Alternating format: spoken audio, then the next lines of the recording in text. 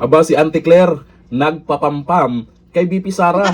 Akalain mo ba naman, hinamon niya ng debate si BP Sara. Auntie Claire, tatakbo ka pang Pangulo.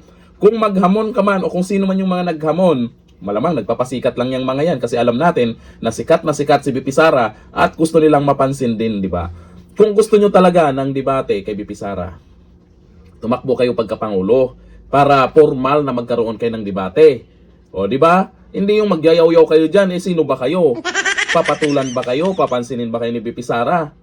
Hindi. O, ayon dito sa balita ngayon, umani ng atensyon ang pahayag ni Palace Press Officer Jose Claire Castro matapos nitong direktang hamunin si BP Sara Duterte sa isang pampublikong debate.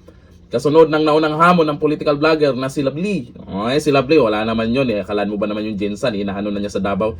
Ayon kay Castro, ang debate ay maaaring magsilbing plataforma upang malinaw na maipaliwanag ng Vice Presidente ang kanyang mga plano, lalo na kung balak nitong tumakbo sa 2020 presidential elections. Tama ka. Tamang-tama yung sinabi mo para malaman po kung ano yung plano ng Vice Presidente.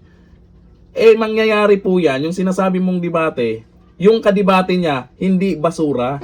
Dapat yung kadebate niya ay kandidato rin sa pagkapangulo. Kaya Claire Castro, ikaw ba ang tatakbong pangulo sa panlaban ni Junior? Pero kung ganyan lang, magyayaw-yaw lang kayo dyan, siyempre, bilang isang vlogger din naman, alam ng lahat na si BP Sara, sikat. At ikaw, nagbablog din naman, kagaya dun sa isang kaibigan mong si Lovely, yung mga political vlogger, para mapansin din naman. Siguro nakita nito ni Auntie Claire na nag-viral yung kaibigan niya. Di ba? Na walang kwentang paghahamon. Nag-viral nga, pero pinagtatawanan na naman. Nag-viral dahil dun sa paghahamon kay BP Sara itong si Lovely. At eto naman ginawa niya. Ano, Auntie Claire? Para mag-viral ka rin. Di ba?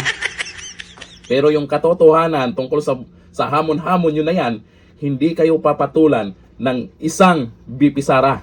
Ang naturang pahayag ay inilabas sa gitna ng lumalawak na diskusyon hinggil sa pagtakbo ni Vice President Sara Duterte sa 2028 presidential elections.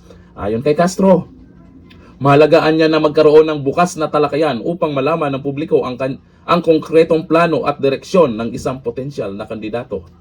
Huyo! Auntie Claire. Ito, sabi ng mga nagkomento, Auntie Claire nagpapatawa ka na naman siguro Gusto lang mag-viral Viral ka na, Auntie Claire. Pag nakita ka sa media or kahit saang social media, wala ka pang ginagawa, pinagtatawanan ka na. Viral ka na, wag ka nang magpapampampa. Ayon dito sa mga nag-comment, Auntie Claire, sabi ni Edison Corpus, ang debatihan yung maleta ng pera. Tungkol sa maleta ng pera, Auntie Claire, yung dapat ang debatihan. Sabi ni Adrian Canson, dapat BBM versus Sara. Naku, walang-wala din po yun. Dededep. Lugi si BP Sara doon. Hindi naman maintindihan ni BP Sara kung anong pinagyayaw-yaw ng kadebatihan niya. Hindi pwede yun. Sabi ni Van Caballero, debate ba yan ng ASO versus BP?